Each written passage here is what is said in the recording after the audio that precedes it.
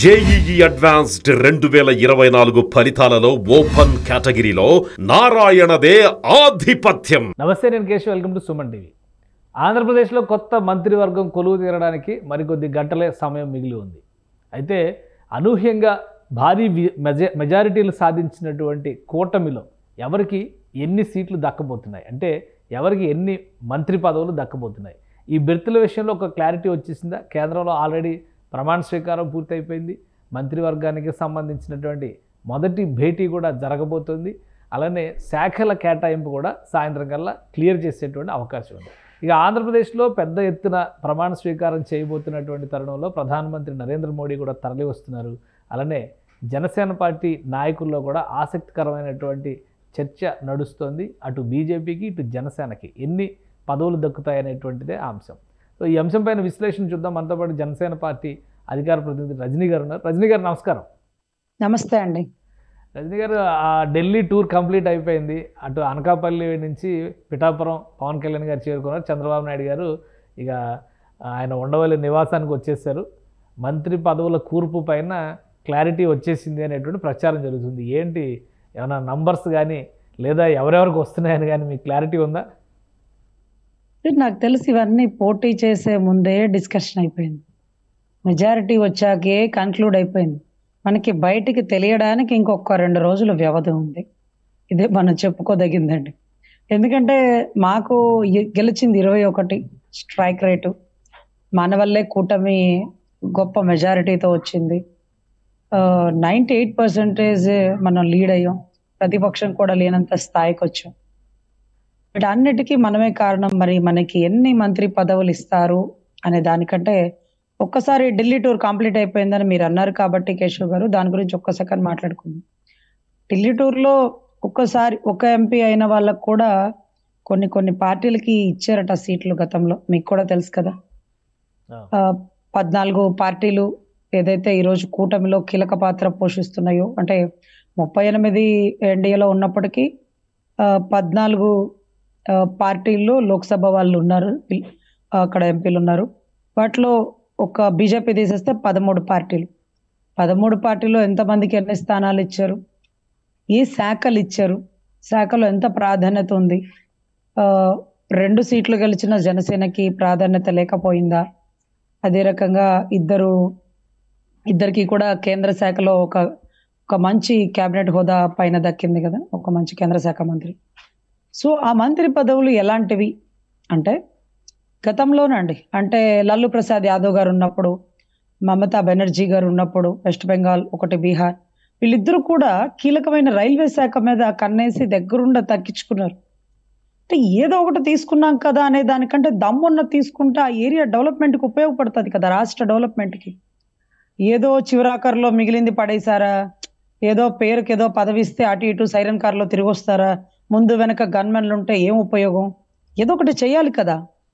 So గతంలో కూడానండి, దీంతో పోల్చుకుంటే 1996లో దేవేగౌడ గారి ప్రభుత్వంలో ఉన్నప్పుడు, అప్పట్లో చంద్రబాబు గారి హయాంలో, అయితే గుజరాల్ గారి టైం అనుకుంటా మేబీ, ఆ టైంలో కూడా ఎర్రంనాయుడు గారికి గ్రామీణ శాఖలో, కేంద్ర శాఖలో ఒక గ్రామీణ అభివృద్ధి సంస్థ దాంట్లో ఒక మంచి కీలక పోస్ట్ వచ్చింది.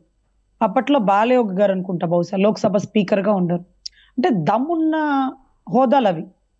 ఏదో ఒకటి ఇచ్చామంటే ఇచ్చాము, వాయనమ్మ ఇచ్చినమ్మ వాయనం, పుచ్చినమ్మ వాయనం అనేదట్టే ఉంది. కానీ దీనివల్ల మన రాష్ట్రానికి ఏమాత్రం డెవలప్ అవుతుంది అనేది ఒక పాయింట్. ఒక ఎంపీ ఉన్నప్పటికీ మీరు అంటున్నట్టుగా ఇప్పుడు రామ్మోహన్ నాయుడు గారికి రైల్వే శాఖ దక్కొచ్చు అని ఒక ప్రచారం జరుగుతుంది. ఆల్రెడీ రైల్వే జోన్ పెండింగ్లో ఉంది కాబట్టి ఆంధ్రప్రదేశ్కి సంబంధించి ఆయన కూడా ఉత్తరాంధ్ర నాయకుడు కాబట్టి ఇమ్మీడియట్గా దానికి కావాల్సినటువంటి ప్రాసెస్ కంప్లీట్ చేసుకుంటారని రావచ్చు అని ఒక ప్రచారం జరుగుతుంది. కానీ జనసేన పార్టీకి ఇద్దరు ఎంపీలు ఉన్నా కానీ మంత్రివర్గంలో చోటు దక్కలేదు కదా. ఇద్దరే ఎంపీలు ఉన్నటువంటి జనతాదళ సెక్యులర్ నుంచి ఒకరు ప్రమాణ స్వీకారం చేశారు. కానీ జనసేన పరిస్థితి ఏంటి మరి కేంద్ర మంత్రివర్గంలో? సార్, మాటలు వేరు, చేతలు వేరు సార్. పవనాల, తుఫానులా, ఈరోజు పవనాల లేకపోతే సునామీలా అన్నవారు ఈరోజు పవనాలకి ప్రాధాన్యత ఏది అంటే, ఈరోజు సీనియర్ మోస్ట్, ఇప్పుడు ఏదైతే తంగెళ్ళ ఉదయ్ సీన్ గారు అంటే కొత్తగా వచ్చారులే అనుకోవచ్చు. పాపం బాలసోని గారు అదే ఎంపీగా చేస్తున్నారు, ఎక్స్పీరియన్స్డ్ పర్సన్, గతంలో ఎన్నెన్నో పదవులు చేశారు, వయసు రీత్యా కూడా అనుభవజ్ఞుడు. సో కొన్ని కొన్ని చోట్ల ఒక్కొక్కసారి చిన్న చిన్న తప్పిదాలు జరుగుతాయేమో. అంటే మా నాయకుడి సంగతి మీకు తెలుసు కాబట్టి ఏది ప్రెజర్ పెట్టరు. ఇంకొకడు ఎంత తగ్గి ఉంటారు అంటే ఆ తగ్గున్న దాంట్లోనే ఔదార్యం అలా వస్తుంది. ఎంతో మంది అడుగుతున్నారు మీకు రాలేదా మీకు రాలేదా అని. సరే వచ్చే టైం వస్తే అన్నీ వస్తాయి, దేనికైనా మనమే కారణం కదా అనేది ఒక్కసారి మనం మనసులో పెట్టుకోవాలనేది ఇంకొకటి. అదే రకంగా అక్కడ పొగడారు, అక్కడ ఏ ప్రాధాన్యత ఉందో అన్నది మనం చూసాం. సో ఇక్కడ 4 మినిస్ట్రీలో ఏ ప్రాధాన్యత గల మినిస్ట్రీస్ మనకు వస్తాయి, సో ఎవరెవరికి ఏ ప్రాధాన్యత కల్పిస్తారు. ఈ మినిస్ట్రీల గురించి ఎందుకు చెప్తున్నామంటే సార్, మా పార్టీ పునాది వేళ్ళ నుంచి మళ్ళీ బలంగా బలోపేతంగా అవ్వాలంటే ఈ వీటిల్లో దమ్ము ఉండాలి. దమ్మున్న మినిస్ట్రీస్లో మా వాళ్ళు ఉండాలి. ఉండి పార్టీని అన్ని స్థానాల్లో అన్ని స్థాయిల్లో అంటే వార్డు స్థాయిలో, కార్పొరేటర్ స్థాయిలో, పంచాయతీ స్థాయిలో, అన్ని స్థాయిల్లో కూడా మేము ఒక ఆఫీస్ మెయింటైన్ చేసుకోగలగాల, బూత్ లెవెల్ మేనేజ్మెంట్ చేసుకోగలగాల. సో ఎందుకంటే అది లేకే కదా సార్ ఈసారి మేము వెనక్కి తగ్గింది. ఈసారి దాన్ని పుంజుకోవాలి, బలోపేతం చేసుకోవాలంటే ప్రాధాన్యత కల్పించాల్సిందే. సో ప్రాధాన్యత గల మినిస్ట్రీస్ దక్కించుకోవాల్సిందే. ఎందుకంటే ఈరోజు మా బలం వల్లే గెలిచింది అని మేము చెప్పినా చెప్పకపోయినా ఈరోజు కొంతవరకు సాధ్యమైంది అనేది అది యథార్థం, వాస్తవం. సో అలా కష్టపడిన వారికి ఎంతవరకు స్థానిక ఎన్నికల్లో ప్రాధాన్యత ఉంటుందన్న ఉద్దేశంతోనే 21 అప్పట్లో అన్న అరిచేవాళ్ళు, సీఎం అని ఎందుకు మాట్లాడతారు, 2 చోట్ల గెలిపించారా మీరు, ఓ దుగుకులు ఎక్కడ కనిపిస్తే అక్కడ ఫస్ట్ వర్డింగ్ సీఎం 21 సీట్లు తీసుకున్నాం, స్ట్రైక్ రేట్ చూపించండి, భారీ మెజారిటీ తీసుకురండి, నుంచున్న ప్రతి చోట గెలిపించే ప్రయత్నం చేయండి అన్నారు. అఫ్ కోర్స్ గెలిపించాం, స్ట్రైక్ రేట్ చేసాం, ఈరోజు భారీ మెజారిటీ తీసుకొచ్చామన్నా నీ మాట కట్టుబడి 175 స్థానాల్లో అన్ని చోట్ల బలంగా పనిచేసాం. సో ఇప్పుడు నువ్వు ఎదగాలి, పార్టీని ఎదిగించాలి, పార్టీని కింద నుంచి గ్రౌండ్ లెవెల్ నుంచి డెవలప్ చేయవలసిన బాధ్యత నీ భుజస్కంధాల మీద ఉందని మరొక్కసారి పార్టీ తరపు నుంచి గుర్తు చేస్తున్నాం. ఎందుకంటే ఇక పైన టైం ఇదే కరెక్ట్ టైం. ఇప్పుడు కూడా మనం మొహమాట పడితే అది అయ్యే పని కాదు. సో కీలక మంత్రి పదవుల్లో జనసైనికులు ఉండాలి, పార్టీని బలోపేతం చేయాలని మనస్ఫూర్తి కోరుకుంటున్నాం. ఆయన ఏ శాఖ తీసుకుంటారు, కొంతమంది వ్యవసాయ శాఖ అంటున్నారు, కొంతమంది హోమ్ మినిస్టర్గా కరెక్ట్గా ఉంటారన్నారు. హోమ్ మినిస్టర్ అయితే మాకు అనిపిస్తుందండి, ఒక పోలీసుడు కొడుకు ఒక పోలీస్ వ్యవస్థని శాసించేశాడు. ఒక రాజకీయంగా అంటే మిగతా కమ్యూనిటీ లాగా, మిగతా పార్టీ లాగా మంత్రి పదవుల సంఖ్య డిప్యూటీ సీఎం వరకు ఎంతమందికి ఇస్తారు? 21 మందిలో ఎంతమంది మంత్రులు అవుతున్నారు సార్? మేబీ ఆ 4-5 అని అంటున్నారు సార్. ఆ 4-5లో అంటే జిల్లాకు ఒకటి అనేది అనౌన్స్ చేస్తారు కాబట్టి మన వాళ్ళు ఎక్కడెక్కడ నుంచున్నారో దాంట్లో ఎంతమంది ఎక్స్పీరియన్స్, దాంట్లో మామూలుగా అయితే మనోహర్ గారికి ఒకటి కన్ఫామ్ అండి, పవన్ కళ్యాణ్ గారికి ఒకటి కన్ఫామ్, ఇంకొంచెం సీనియర్ మోస్ట్ ఒక 4-5 ఎవరో పేర్లు ఫిల్టర్ చేస్తారు కదా, ఎందుకు తినబోతు రుచులు ఎందుకు, ఇంకొక 2 రోజులే కదా కన్ఫర్మ్ సీనియర్. మీరు చెప్తారు, నేను ఒకటి చెప్తాను సీనియర్ కన్ఫర్మ్. అబ్బా అట్లా కాదు, ఏదైనా ఒక క్రైటీరియా ఉంటది కదా, ఆల్రెడీ ఇన్స్ట్రక్షన్స్ ఏవో వచ్చేసి ఉంటాయి కదా, అలాంటివి ఏం రాలేదా ఇంకా పార్టీలో? లేదు సార్, మీరు అన్నట్టుగానే కొనతాల రామకృష్ణ గారు నిజంగా అసలు చాలా ఒబీడియంట్ పర్సన్ సార్. ఆయన భలే నిజాయితీగా, చాలా ఓర్పుగా, అసలు మనిషి చాలా డిఫరెంట్ అనమాట. మనం ఏది అడిగినా సహృదయంతో, సమయస్ఫూర్తిగా, గొప్పగా ఆలోచించగల మనిషి అని మేము భావిస్తాము మా పార్టీలో. సో అలాగే కొంతమంది సీనియర్స్ కూడా ఉన్నారు కాబట్టి ఎవరెవరికి ఏ ప్రాధాన్యత ఇస్తారు, వారు పార్టీని బలోపేతం చేయడంలో ఎంత మాత్రం నిలబడతారు, ఇవన్నీ కూడా step by step. Deputy CM fix అయిపోయినట్టేనా? డిప్యూటీ సీఎం పదవి ఫిక్స్ అయింది, శాఖ కేటాయింపు అనేది జరగలేదంటారు, అంతేనా? అవును సార్, నాకు తెలిసి హోమ్ మినిస్టర్ పంచాయతీ శాఖ మధ్య డింగ్ అని నడుస్తుంది. ఇద్దరు పంచాయతీ శాఖ తీసుకుంటే చాలా బాగుంటుందండి. ఎందుకంటే పంచాయతీ లెవెల్లో మేమంతా జన సైనికులం, బాగా బలం ఉంది అన్నకి. సో గ్రామ స్వరాజ్యం అంటారు చూడండి, ఏదైతే మహాత్మా గాంధీ గారు అన్నకి ఎలాగో అన్న లెవెల్కి పంచకట్టు చక్కగా, అదే రకంగా ఏదైతే గ్రామాల్లో ఉండేటటువంటి విలేజ్ అట్మాస్ఫియర్, వీళ్ళందరికీ సంబంధించి పంచాయతీ లెవెల్లో జరుగుతున్న లోటుపాట్లు, గతంలో చాలా మంది సర్పంచ్లు వాళ్ళ బాధ ఆవేశాలని అన్నయ్య దగ్గర చెప్పుకోవడం కూడా జరిగింది. అంటే ఇదే రాష్ట్రానికి పునాది స్టార్టింగే పంచాయతీ లెవెల్ కాబట్టి, సో పంచాయతీ లెవెల్ అనేది కీలక పార్ట్. అదే రకంగా హోమ్ మినిస్టర్ అయితే లా అండ్ ఆర్డర్ని కంట్రోల్ చేయొచ్చు. సో ఈ రెండిట్లో ఏదొకటి అనేది డీప్ డిస్కషన్ జరుగుతుందండి. మేబీ లా అండ్ ఆర్డర్ అన్నారు కాబట్టి ఆంధ్రప్రదేశ్లో రాజ్యాంగం కాల రాస్తున్నారు, వేధింపు చర్యలకి, దుర్మార్గాలకి, దారుణాలకి, దాష్టికాలకి పాల్పడుతున్నారు. గెలిచిన వెంటనే టీడీపీ జనసేన శ్రేణులు వీధి పోరాటాలకు దిగుతున్నాయి. ఇలాంటి విమర్శలు అన్నీ వస్తున్నాయి. ఏంటి మీ రియాక్షన్ ఏంటి? జగన్మోహన్ రెడ్డి గారు కూడా ఒక ట్వీట్ చేశారు. మీరు ఒక అడ్వకేట్ కూడా కాబట్టి ఓ ట్వీట్ చేశారు. రాష్ట్రం అంతా కూడా అరాచక పాలనలోకి పోతుంది, రావణ కష్టంగా మారుతుంది అంటున్నారు. నిజమేనా? అలాంటి పరిస్థితులు ఉన్నాయా? ఈ టైంలో హోమ్ మినిస్టర్ తీసుకోవడం బెటర్. మీరు ఎలా ఇరికిచ్చేస్తారు మాకు తెలుసు కేశవ్ గారు. సో ఇటువంటి అప్పుడు ఏదైతే పవన్ కళ్యాణ్ గారు హోమ్ మినిస్టర్గా ఉన్నారు కదా, చూడు టీడీపీ కార్యకర్తలు పగలు కొట్టేస్తున్నారు, ఏం చర్యలు తీసుకున్నారు, ఇవన్నీ కూడా విమర్శలు తలెత్తనిస్తారు మీరు. ఎందుకంటే మీరు ముందే హింట్లు ఇచ్చేస్తున్నారు కదా, రాష్ట్రం రావణ కష్టం. ట్వీట్ చేశారు, నేను అదే చెప్తున్నా. ఆయన పెద్ద ట్వీట్ చేశారు, విజయసాయి రెడ్డి గారు ట్వీట్ చేశారు, రాష్ట్రంలో వైసీపీ కార్యకర్తలని తీవ్రంగా వేధిస్తున్నారని చెప్పని, పాపం మాజీ మంత్రులు ఇళ్ల దగ్గరికి వెళ్ళి కోడిగుడ్లు వేస్తున్నారని చెప్పని అంటున్నారు. మరి వాటిపైన రియాక్షన్ ఏదో ఒకటి ఉండాలి కదా. మీ రియాక్షన్? కోడిగుడ్లు ఏ సార్? ఎగ్జాక్ట్లీ కేశవ్ గారు. కోడిగుడ్లు వేస్తేనే ఎంత సీన్ చేస్తున్నా, పెద్ద పెద్ద బండరాళ్ళు, బాంబులు, పల్నాడులో దాడులు, ఇవన్నీ కూడా మేము చూసాం సార్. పిల్లలు అందులోనూ అది కోడిగుడ్లు విసిరింది కూడా హర్షిత్ అని ఒక అమరావతి రైతు సార్, పాప ఒక స్టూడెంట్. అతను గతం నుంచి కూడా చిన్నప్పటి నుంచి రాజకీయంగా చాలా ఇంట్రెస్ట్ ఆ పిల్లోడికి. మనం చూస్తుంటాం అన్ని వీడియోస్ లో కూడా చాలా బాగా మాట్లాడతాడు. ప్రజా సభ కూడా ఏదో జరిగింది చూడండి, ప్రజావేదిక, దాంట్లో కూడా చాలా బాగా మాట్లాడారు. మహానాడు అనుకుంటా, దాంట్లో బాగా మాట్లాడాడు.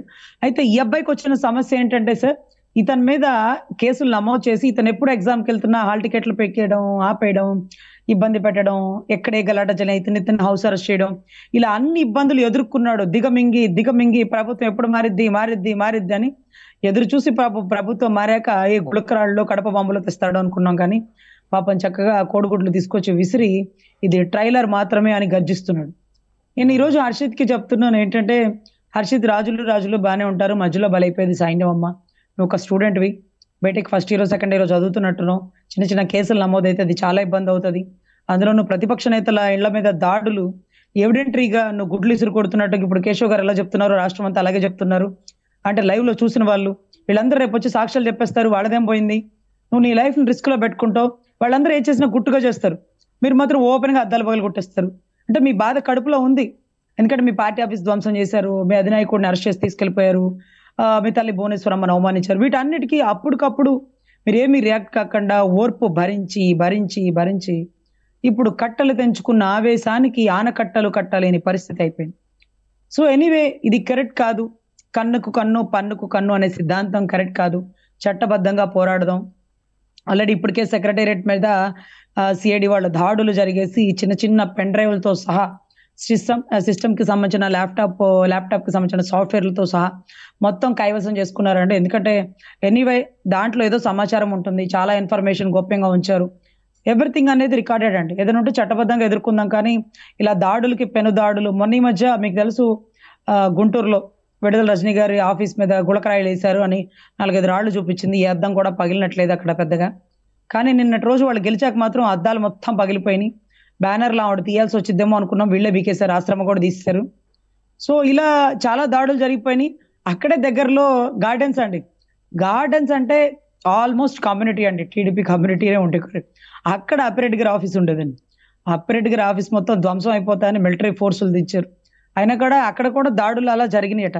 సో ఇవన్నీ ఎలా ఉంటుందంటే, మా ప్రభుత్వం వస్తే మేము ఎలా చూపిస్తాము అనే దానికంటే విమర్శలు ఆరోపణలు అనుకోవాలా, నిజంగానే అటువంటి దాడులు పాల్పడుతున్నారా? దాడులకి వీళ్ళు పాల్పడ్డారా, కవ్వింపు చర్యలకి పర్యవసానాలా అనేది కేసు సార్. అది case, investigation, enquiry, everything recorded. ఎవరు ప్రభుత్వం వస్తే పోలీసులు వారు చెప్పినట్టు చేయడం కాదు. ఇక్కడ హోమ్ మినిస్టర్ ఎవరు, భీమ్లా నాయక్. హోమ్ మినిస్టర్ గా అయితే అసలు డిఫరెంట్ గా ఉంటుంది సార్. ఆయన హోమ్ మినిస్టర్ రాకపోతేనే బెటర్ గా ఉంటుంది. ఎందుకంటే ఆయన ఏది కడుపులో పెట్టుకోరు, ఏది కరెక్ట్ అయితే అది చేసిస్తారు. దానివల్ల కొద్దిగా ఇబ్బందులు కూడా ఉంటాయి. అలా ఇబ్బంది లేకుండా ఉండాలంటే బెటర్ పంచాయతీనేమో అనుకోండి. ఎందుకంటే హోమ్ మినిస్టర్ అంటే ఎవరు తప్పు చేసినా సరే కర్ర పట్టుకొని భీమ్లా నాయక్లో పరిగెడతారు చూడండి. అసలు నా కుటుంబం జోలికి వస్తాడరా అని మీరు లుంగి పైకి కట్టి కర్ర పట్టుకొని వెంట పడుతున్న నాయకే గుర్తొస్తారండి మాకు. ఇంకోటి ఇప్పుడు ఆంధ్రప్రదేశ్లో ఏ ఇన్సిడెంట్ జరిగినా కానీ సజ్జల రామకృష్ణారెడ్డి గారు ముందు రియాక్ట్ అయ్యేవాళ్ళు. సజ్జల రామకృష్ణారెడ్డి గారు ఏది రియాక్ట్ అవ్వట్లేదు అనేది ఒక విమర్శ వస్తుంది. ఏంటి మీ అభిప్రాయం ఏంటి దీని మీద? ఎస్ కేశవ్ గారు, మీకు అర్థమవుతుందా అంటారు చూడండి. ఈ క్వశ్చన్ మీరు ఇంకా అడగలేదేంటా అని వెయిట్ చేస్తున్నాను. ఎందుకంటే ఫస్ట్ ఎప్పుడు డిస్కస్ చేశారు, సజ్జల గారు ఇలా అన్నారు కదా దానికి మీరు ఎలా చెప్తారు, సజ్జల గారు అలా అన్నారు కదా దానికి మీరు ఎలా చెప్తారని వాయించేవాళ్ళు. ఇప్పుడు సజ్జల గారు ఏమనలేదు, మీరేమంటారు రజనీ గారు అని అంటారు. అంటే ఏదైనా అరే దుప్పటి కప్పుకున్న ఆయన పేరే, దుప్పటి తీసిన ఆయన పేరే మీరు. అరే అంటే ఏదో అన్నాడు రజనీ గారు, దీనికి మీరు ఎలా రియాక్ట్ అవుతారంటారు. ఇప్పుడు పాపం ఏమనలేదు, ఏమి ఎందుకు అనట్లేదు రజనీ గారు అంటున్నారు. అంటే మీకు ఇన్ఫర్మేషన్ ఉంటుంది కదా, క్లారిటీ ఇస్తారని చెప్పాను. మామూలుగా అయితే జగన్మోహన్ రెడ్డి గారు లేట్గా రియాక్ట్ అయ్యారు అనుకున్నాం. తర్వాత విజయసాయి రెడ్డి గారు ట్వీట్ చేశారు, సజ్జల గారు అసలు ప్రెస్ మీట్ పెట్టాలి, ఇంకా ఏం పెట్టలేదు ఏంటా అని. పెడితే ఒక బాధ, పెట్టపోతే ఒక బాధ, ఇంకా ఎందుకు పెట్టలేదని అడుగుతారు. పాపం ఆయన దేశం దాటి వెళ్ళిపోయాడు అన్న ఇన్ఫర్మేషన్ ఒక పక్కన, చాలా కోట్లు పక్కదోవ పట్టించాడని ఒక పక్కన, గౌరవ జగన్మోహన్ రెడ్డి గారికి సజ్జల గారికి గొడవలు జరుగుతున్నాయి. గౌరవ జగన్మోహన్ రెడ్డి గారు సజ్జల గారిని కొట్టారు అని వార్త అసలు చక్కర్లు కొట్టేస్తుందండి. రే అలా ఎందుకు కొడతాడు అని అనుకుంటే వివేకానంద రెడ్డి గారిని కొట్టిన ఘటన గుర్తొస్తుందండి. అదే రకంగా అలా ఎందుకు కొడతారులే అంటే, మా నాయకుడు తాడేపల్లి గూడెంలో జగన్ నిన్ను తొక్కేది నేనే అన్నప్పుడు నీ చిన్న ఆయన్ని చంపడంలో కీలక పాత్ర వహించావు, నీ చెల్లిని కొట్టావయ్యా నువ్వు, నీ చెల్లిని కొట్టావు, నువ్వు గోడకేసి కొడతావు నీ చెల్లిని అన్నాడు. చెల్లిని గోడకేసి కొట్టినప్పుడు, చిన్న ఆయన కొట్టినప్పుడు మన సజ్జల బాబాయిని కూడా ఎరక్కొట్టుంటాడేమో, ఏదైనా ఒక దెబ్బ పడి ఉంటదేమో, వాయింపుడు ఏదో జరుగుంటదేమో, అందుకని సజ్జల బాబాయ్ వెళ్ళిపోయాడు. మ్యాటర్స్ కావచ్చు కానీ అసలు ఎందుకని కొట్టుకోవడాలి ఇంటర్నల్ మ్యాటరా ఏమో కావచ్చు. దాని గురించి అసలు ఎందుకని రాష్ట్రంలో ఈ శాంతి భద్రతల పరమైనటువంటి అంశాలు వస్తున్నాయి, వైసీపీ నాయకులు గవర్నర్ని కలుస్తామని చెప్పని అపాయింట్మెంట్ కోరుతున్నటువంటి పరిస్థితి వస్తుంది. ఇటువంటి పరిస్థితులు అనేవి మళ్ళీ పాత కథ పునరావృతం అవుతున్నట్టుగా అనిపించదా? అలా ఏమి ఉండదండి. జస్ట్ ప్రమాణ స్వీకారం తీసుకొని చంద్రబాబు గారు ఎప్పుడైతే ముఖ్యమంత్రి పదవిలోకి వచ్చేస్తారో ఇక రాష్ట్రం మొత్తం అభివృద్ధి పదంలోకి వెళ్ళిపోతుందండి. ఇక అసలు ఏ దాడులకి కూడా అది కరెక్ట్ కాదు అనే సిద్ధాంతాన్ని ఇరువురు నాయకులు ఇద్దరు జనాలకు ఎక్స్పోజ్ చేస్తున్నారు. మా నాయకుడు అయితే స్ట్రిక్ట్ ఆర్డర్స్, ఎప్పుడు వైసీపీ వాళ్ళని మీరు టార్గెట్ చేయకండి, సచ్చిన పావన్ ఇంకా చంపకండి. వర్మ గారి మీద దాడి చేశారు కదా, వీడియోలు వచ్చినాయి, ఫోటోలు వచ్చినాయి. వర్మ గారి వాహనం పవన్ కళ్యాణ్ గారిని పిఠాపురంలో గెలిపించిన వర్మ గారి మీద దాడి అనేది సంచలనం అయింది కదా. అవును సార్, మీరు పుండు మీద కారజడంలో ఇంకా ముందుంటారు. అసలు వర్మ గారి మీద దాడి చేయడం కొంచెం తాలూకా అంటూ అతను వర్మ గారు ఇచ్చిన స్టేట్మెంట్ మేము చూసాం. ఒకవేళ ఆ దాడి మా వల్లే జరిగితే, వర్మ గారు మా అన్న తర్వాత అన్న స్థానంలో ఉన్న వ్యక్తి, మా అన్నే స్వయంగా నామినేషన్ వేసేటప్పుడు కూడా వాళ్ళిద్దరికి అంటే భార్య భర్తలు ఇద్దరికి కాళ్ళకి దండం పెట్టి మరి నామినేషన్ వేసిన తరుణం మేము చూసాం. అదే రకంగా మా వల్ల తప్పు జరిగితే వర్మ గారు మా అన్నగా భావించి మేము కాలు పట్టుకొని క్షమాపణ అడగడానికి కూడా వెనుకాడం. ఎందుకంటే మా గెలుపులో కీలక పాత్ర పోషించారు. మా అన్న పక్కన సోదర సమానంగా నిలబడి కష్టపడి ఎండకి వానకి తిరిగి పనిచేశారు. మా అన్న గెలుపులో కీ రోల్ ఆయన. ఈరోజు మా అన్న లేని లోటు పిఠాపురంకి ఉండదు అంటే అది కేవలం వర్మ గారి వల్లే. ఎందుకంటే ఇండిపెండెంట్ గా ఉండి కూడా ఓటింగ్ ఏ మాత్రం చెక్కు చెదరకుండా గెలుపుకున్న వ్యక్తి ఈరోజు తన ప్రజలకి ఇచ్చే మర్యాద తప్ప పార్టీలకు కూడా పెద్దగా లెక్క చేయరు. చంద్రబాబు గారు ఒకవేళ సీటు పవన్ కళ్యాణ్ గారికి ఇస్తే తప్ప, లేకపోతే ఎవరికి ఇచ్చినా నేను తప్పేదే లేదు, నేను ఇండిపెండెంట్ గా పోటీ చేస్తానని వితండవాదం ఇప్పుడు చేశారు, గతంలో కూడా చేసి ఆయన గెలిచినటువంటి తరుణాలు మనకు తెలుసు. సో కేవలం ఆయన పవన్ కళ్యాణ్ గారు అంటే మాత్రమే 2 అడుగులు వెనక్కి తగ్గి ఆయన కోసం ఎంత కష్టపడ్డారో మేము చూసాం సార్. చాలా కష్టపడ్డారు, చూసాం. తప్పు మా వల్ల జరిగితే మేము మనస్ఫూర్తిగా మీడియా ముఖంగా వర్మ సోదరులకి క్షమాపణ చెప్పుకుంటున్నామండి. సో ఎనీవే, ఇలాంటి దాడులు కరెక్ట్ కాదు. అన్న కూడా గొప్పగా రియాక్ట్ అవుతారు, దాంట్లో ఎటువంటి సందేహం లేదు. అన్న మీకు ఇచ్చేటటువంటి మర్యాద, ప్రేమాభిమానాలు, మీరు మా కుటుంబ సభ్యులు, అన్న కుటుంబ సభ్యుల్లో మీరు కూడా ఒక one of the part sir, కీలక పాత్ర. అదే రకంగా ఈ దాడులు అనేవి కరెక్ట్ కాదు సార్. గెలిచిన తర్వాత ఇలా ఒకళ్ళ మీద ఒకళ్ళు దాడి చేసుకోవడం అనేది కరెక్ట్ కాదు.